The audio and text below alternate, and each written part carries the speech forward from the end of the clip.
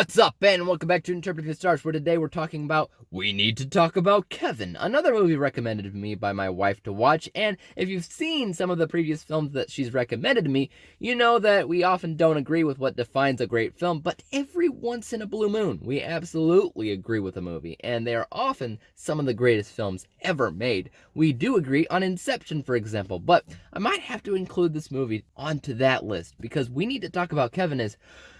whew, you just have to wait and see.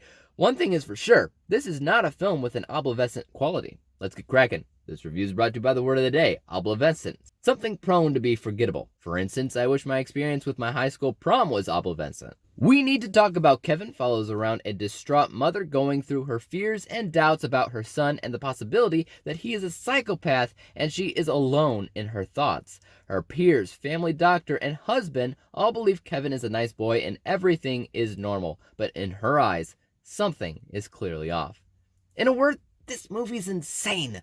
But you can't just use a single word for this film, because there's so much more to it than just that. In a lot of ways, this is an incredibly dark, tragic film, and yet it is undeniably beautiful in the way that it is made. This feels somewhat independent when you watch it, but even so, they knew exactly what they were doing.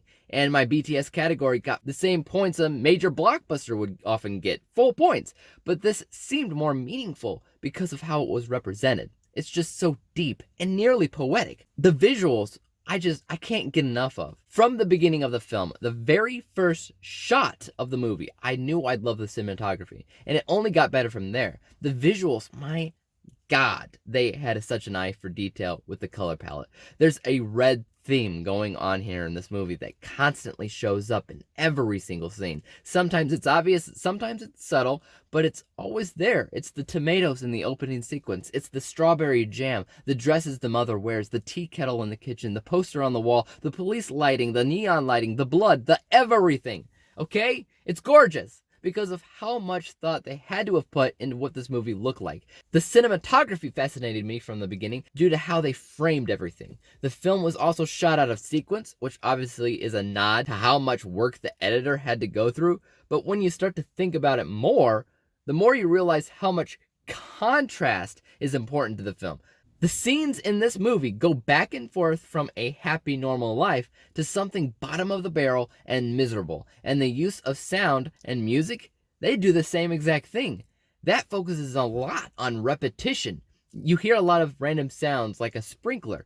You don't know what that means, but it gives you a foreboding sense in the pit of your stomach. Beyond that, even the music choices have that contrasting feeling, like when the mom is clearly distraught, she's losing her mind, she's feeling alone in all of this, and all you hear on the radio is this upbeat, fun song playing. It just signals so hard on that contrast that I found it to be beautiful and poetic. Past that, you're talking about the acting abilities of everybody, and oh my God, I've never been more impressed with the acting style of Tilda Swinton.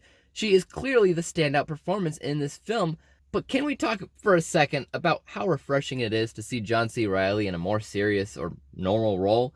He doesn't play a prominent character as he's mostly oblivious as to what's actually happening with Kevin, but he is very, very good with what the heck he's doing, which, even though it's not much. And Ezra Miller.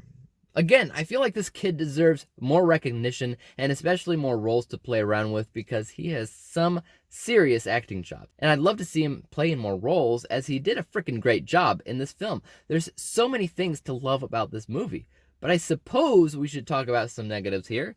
You understand what this film is going for pretty early on. Tilda Swinton is a mom of a kid that can be somewhat creepy and may just be a psycho. Once you understand that, the film just kind of dives deep into that idea and stays there, burrows there, constantly asking, what if he is? And what's going to happen? And a number of shocking things do happen, but it isn't narratively going anywhere. There's no real introduction or inciting incident because of the way it's shot. It's just about human emotion under stress, under fear, under being alone, under potential guilt, and honestly, a number of other things too. So it's more of a character study than anything, which can sometimes make a film struggle keeping up with what's going on.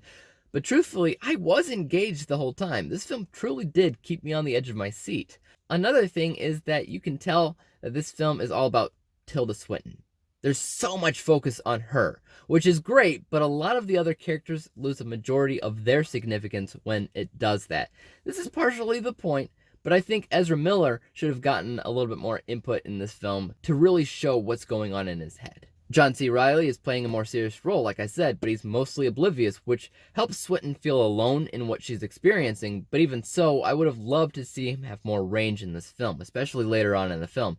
But no, he isn't really ever challenged, which to me is massively unfortunate. It really does all land on Swinton's shoulders, and I gotta say she does indeed kill it. This is easily one of her best performances that I've personally ever seen. Let's go ahead and break down the final score for a second. From an unbiased vantage point, like I said, the movie is very, very good. There's so much focus on stuff going on behind the scenes that I'm consistently impressed with the attention to detail and obviously Tilda Swinton's ability to act. But because there's so much focus on her character and nobody else, there's a lack of diverse importance in other characters' roles and what they contribute to the film, and because the film establishes what it'll be about early on and just kind of reiterates that fact over and over again throughout the film, there's not much of a structure. Like, we get it.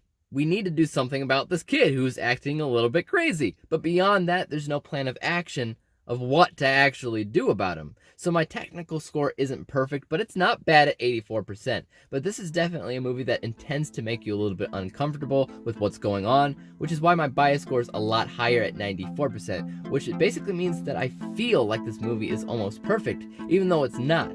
When we average the two scores together, we get a final score of 89%, 89 out of 100 possible stars. Granting we need to talk about Kevin with a B+ letter grade, which is ultimately lower than what I feel about the movie, but in the end, I think it's fair as a general rule.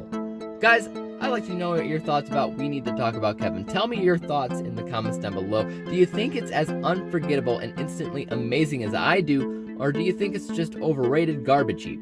Let me know below. As for YouTube, you know what to do. Hit the subscribe button if you like this review, because there's more like it coming out. Hit the thumbs up button, because that always helps out my channel. And don't forget about the little bell icon, because that'll help notify you when I come out with my next review. And until then, peace out!